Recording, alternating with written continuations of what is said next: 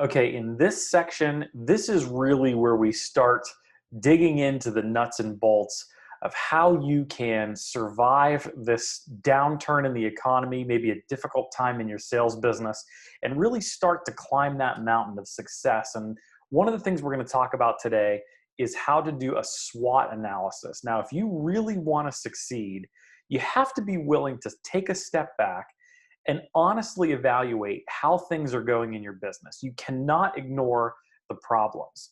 You also can't just hope that things are going to get better. You have to take a long look at your business, take a step back, look at the bigger picture, and decide to make changes based on what you see as opportunities. And so a SWOT analysis stands for strengths, weaknesses, opportunities, and threats. And it allows you to build a framework for analyzing your business. And it's going to help you identify what is and is not working.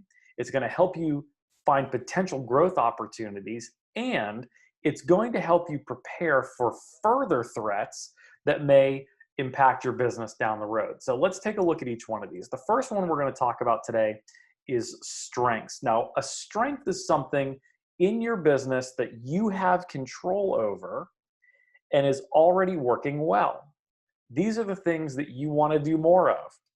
These are the things that are areas that you can develop and areas that you can make more of. You want to find more strengths. So for example, maybe you have a very effective sales team or a support team. Maybe you have very proprietary offerings that there aren't a lot of competition for. Maybe you have a proven lead generation strategy that is constantly bringing in potential customers to your business. Or perhaps you have powerful systems and processes in place that allow you to be efficient in your business. Or maybe you just have a strong customer base. All of these things are possible strengths. What you want to do is sit down and look at your business and figure out what are yours. What are the things that you're doing well that you can expand on? And how do you take more things in and put them into the bucket of things that are strengths? Now, the alternate to that is weaknesses. These are the parts of your business that are not working well. And what you want to do now is you want to sit down and look at what are the things that you can eliminate that are doing damage to your business. What are the things that are making you bang your head off the keyboard every day? Or where's the friction points that you have with your customers? A couple of things that might be examples here are ineffective marketing strategies. If you're putting things out there and it's not bringing you leads, that's a thing you want to stop doing. If you have an exceptionally long sales cycle, something that you might want to think about doing is reducing the time that it takes for you to get from a prospect to a closed deal, okay? Taking time out of the equation is an exceptionally valuable tool in your SWOT analysis. You also want to evaluate low profit margin and or low commission potential items, because if you're wasting a lot of time on these parts of your business, they're obviously not producing very good results. Now, another way to look at these items is, can you use them as loss leaders or lead gen sources if they're not just intrinsically bringing you a lot of inbound business? And we actually have a full course on this, on how you can look at all of these weaknesses and possibly turn them into strengths. If you'd like to learn more about that, there's a button here in this video somewhere, or you can just email me at hello@jeffsarro.com. We can tell you a little bit more about our specific sales training and our specific business training on this topic.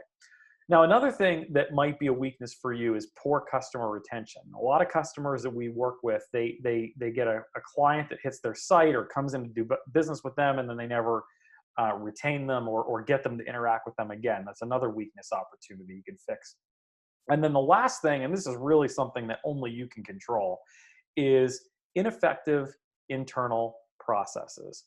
If there are things that you are doing behind the scenes that are making it very difficult for your customers to do business with you, that is a weakness that is probably invisible to the customer. Hopefully it's invisible to the customer, and you got to fix that right away. So take a moment in your SWOT analysis to try to find these things. Now, Opportunities. How do we find opportunities and ways for you to be better at what you do and reduce the stress and overwhelm in your sales process? These are the external factors that have the potential to benefit your business. They're not currently your strengths, but they are opportunities for you to have strengths. The more you can capitalize on opportunities, the more overall success that you're going to have. I think that probably goes without saying. Do you need to find a new product, or do you need to develop new technology for either your customer's sake or your own sake? Do you need to get into parts of your business where there is either less or different competition? Can you lower your expenses? Can you do business at the same level but have it cost you less at the end of the day and the end of the month? Another thing people don't often think about is, are there new markets that you can move into? And that doesn't necessarily mean you have to develop something new for a totally new customer base. There may be products and services you already sell that could now be appealing to a new set of customers, and you may not have thought about that. So don't miss out on an opportunity to create new markets. And then improved economic environment. Now, this is something that may be a little bit out of your control, but it's probably somewhere where you're going to find yourself very soon. Everything in the world of economic recession and difficulty ebbs and flows. And while we just have come out of a really difficult time, we're hopefully moving into an area of improved economic conditions. And the question you want to think about now is, how do you take advantage of that? How do you make sure that you've looked at your strengths, looked at your weaknesses, and now your opportunities to maximize your potential to ride the wave forward? Now, the fourth part of the SWOT analysis is analyzing your threats.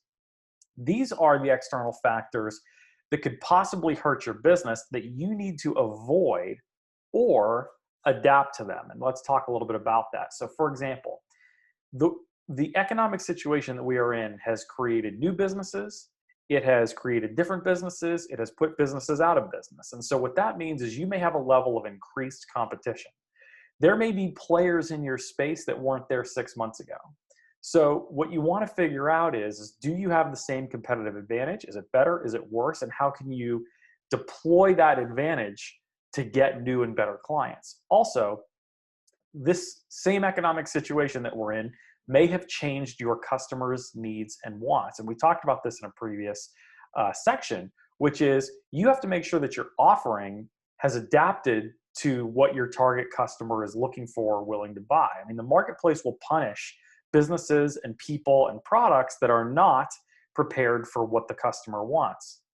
Also, another threat that could happen is worsening economic conditions. A minute ago, we talked about improving economic conditions, but just because we're probably getting to a point where we're going to go back up in the ebb and flow area, we may not be at the bottom yet. So you could temporarily see worsening economic conditions, and how will you prepare for that? Well, we're going to talk about those things in a minute. Coming up, we're going to talk about how you can prepare your cash flow and reduce the expenses of time and money that you may need to be aware of in the changing of your economic situation. Also, there are tons of new regulations that are out there right now. I mean, just places that you have to maybe wear a mask or not shake hands or stay certain feet apart from people. That's just 3 examples of a lot of new regulations that may be out there. Your business might have a whole level of new regulations that I'm not aware of, and you might not have even thought of yet. So that could be a threat that you need to anticipate and adapt to that's different than what your sales in your business world was like just maybe a few weeks or months ago. And then finally, significant technological changes, okay? Just the fact that we're coming to each other more and more on virtual and video platforms means there's a lot of technology just in how you deliver your product that may be changing. So are you aware, are you equipped to handle these types of threats? Performing this SWOT analysis, strengths, weaknesses, opportunities, and threats, is very hard work. You should not be able to complete this in 10 minutes. This is something that you need to sit down with your management team, sit down with your sales team, your support team, and look at the whole thing. If you complete this quickly, you didn't put enough time into it, this could take days or maybe even weeks if you are really I mean, I just listed 5 or 6 examples in each. You might have 100 examples in each. You gotta apply this to your business in the best way for you. But it's essential to be honest about the current state of your business and to acknowledge and identify areas where you may be struggling. If you do this in a clear-headed way, without any preconceived notions, you're going to overcome these weaknesses and you're going to be able to capitalize on the strengths that you already have and hopefully take advantage of unique opportunities in your sales process.